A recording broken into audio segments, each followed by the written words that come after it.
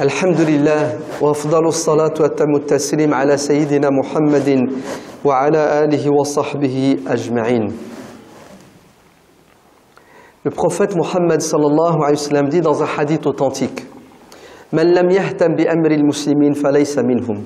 Celui qui ne se préoccupe pas du sort de sa communauté s'exclut de lui-même. Ainsi, c'est un péché que de rester inactif lorsque quelqu'un est en danger. Et il est évident que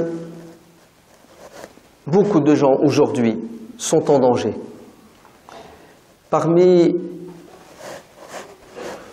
notre peuple, il y a une infime minorité qui a décidé d'empêcher la communauté musulmane de s'épanouir dans son pays, la France.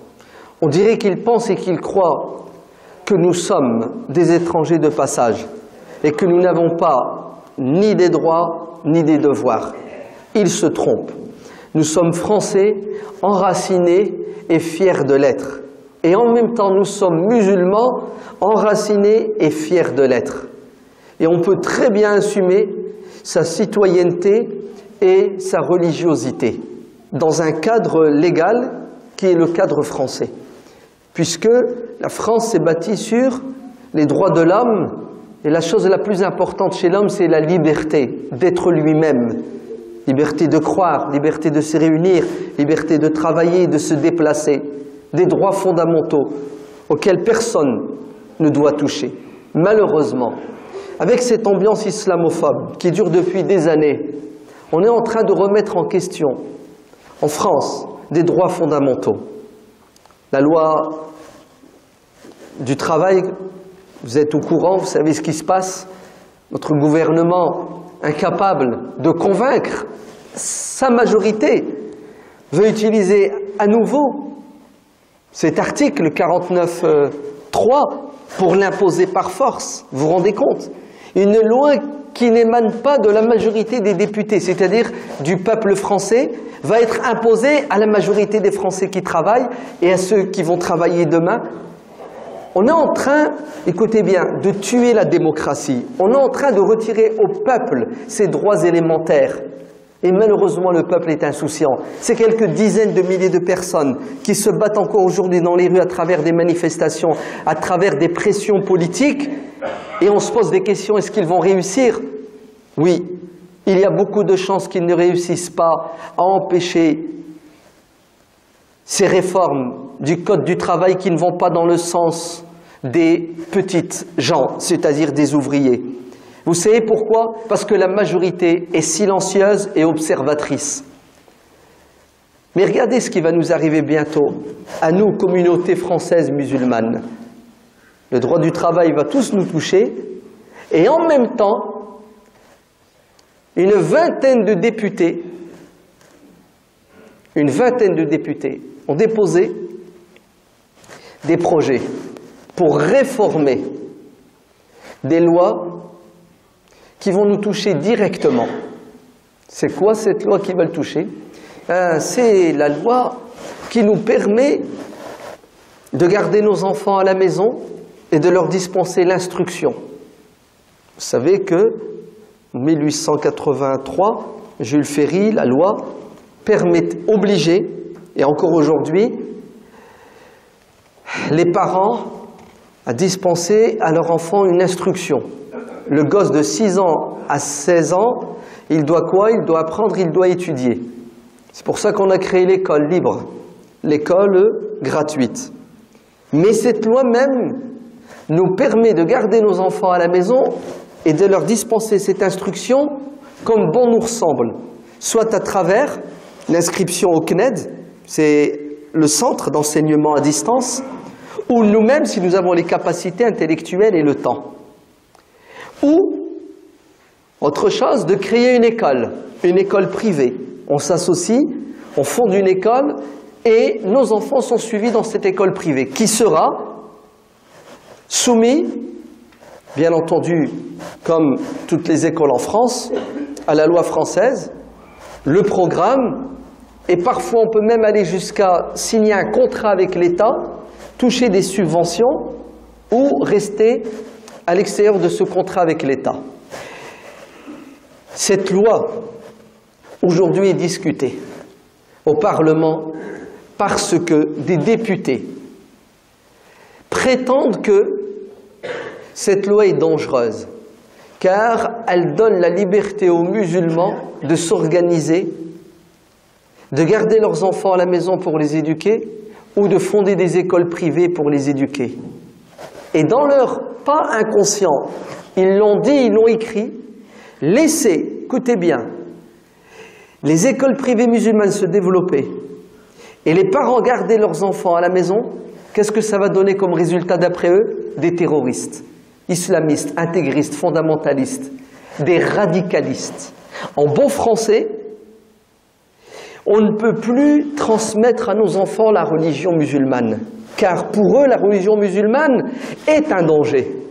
La religion musulmane, automatiquement, pour eux, va faire des enfants musulmans, des gens qui vont s'opposer aux principes fondateurs de la France, à la liberté, à l'égalité, à la fraternité.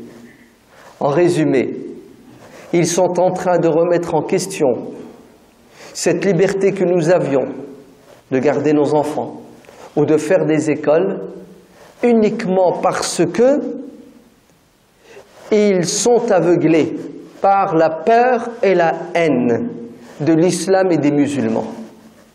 Alors dites-moi, voilà encore une injustice de plus, voilà encore des lois qui sont en train de disparaître, des lois qui étaient basées sur les principes fondateurs de notre Constitution, la liberté d'être musulman. On fait quoi maintenant, chers frères, chères sœurs, chers concitoyens, chères concitoyennes? Vous n'avez aucune solution si ce n'est que de vous engager, d'entrer en contact avec vos députés, car ce sont les députés qui vont voter tous ces amendements. Ce sont les députés qui vont soit vous permettre de continuer à garder vos enfants si vous le voulez à la maison, à ouvrir des écoles, ou ce sont les mêmes députés qui vont vous mettre des bâtons dans les roues, voire même dans quelques années carrément interdire l'école privée musulmane. Ainsi, la balle est dans votre camp, citoyens, citoyennes. Si vous assumez vos devoirs citoyens, qui ne se résument pas à voter, mais qui consistent à vous impliquer dans la vie politique. Les députés sont des êtres humains. Comme ils ont subi des pressions, et ça les a poussés à quoi? Ça les a poussés à faire ces propositions de loi. Pourquoi est-ce qu'ils ne subissent pas de pression de votre part? Pourquoi est-ce que vous ne défendez pas votre choix? D'autres ont fait le choix contraire au vôtre. C'est parce que vous êtes spectateur, c'est parce que vous ne voulez pas agir que vous allez subir les choix des autres. Il est possible encore d'arrêter ces réformes, ces amendements à la loi de Jules Ferry, si vous faites le nécessaire. Alors entrez en contact. Déjà, mettez-vous au courant. Allez sur le site de l'Assemblée nationale et lisez. Lisez qu'est-ce qui les a poussés à faire ces propositions de changement. Et vous allez être écœurés. C'est impressionnant comment ils osent aujourd'hui dire des choses. Il y a 10 ans, il y a 20 ans, tu ne pouvais pas les dire. N'importe quoi. Il y a 1 an, il y a 2 ans, tu ne pouvais pas les dire en France. Et aujourd'hui, c'est devenu normal et naturel de les dire. Alors vous allez lire, vous allez vous mettre au courant et ensuite vous allez réagir. Vous allez envoyer des mails, vous allez envoyer des courriers, vous allez prendre rendez-vous avec votre député. Pourquoi? Pour défendre l'école privée musulmane, pour défendre notre liberté d'éduquer nos enfants et de les instruire dans le cadre de la loi française. C'est pour cela, on vous a appelé la semaine dernière à soutenir votre école privée confessionnelle musulmane Eva de Vitré. Continuez, Allah yabarak fikoum, à soutenir, c'est fondamental et important. On vous a appelé aussi à vous inscrire pour le don du sang, pour ce lundi, jour férié. Normalement, on est disponible. Le don du sang est nécessaire, obligatoire. Il faut vite, Allah yabarak fikoum, il manque encore quelques personnes, vous inscrire pour donner votre sang, car donner son sang, c'est donner la vie, c'est sauver des vies. Et celui qui est en bonne santé, et qu'il ne veut pas donner de son temps pour donner de son sang est quelqu'un qui commet le péché de non-assistance à des centaines et à des milliers de personnes qui ont besoin de ce sang, qui doivent être transfusées. Et on vous l'a dit à plusieurs fois, on a en France une pénurie de sang. Et c'est une infime minorité qui donne son sang. Et c'est la majorité qui en profite. Et c'est pas juste d'être égoïste. On aime recevoir et on ne veut pas donner. Alors que c'est une sadaqa, non. C'est un fard, c'est une obligation. Vous n'avez pas le droit de dormir la conscience tranquille alors qu'il y a des gens qui attendent votre sang. Que Dieu nous bénisse et nous donne la force de mettre en pratique nos principes. Qu'Allah nous donne la sincérité dans nos actes, nos paroles et nos intentions.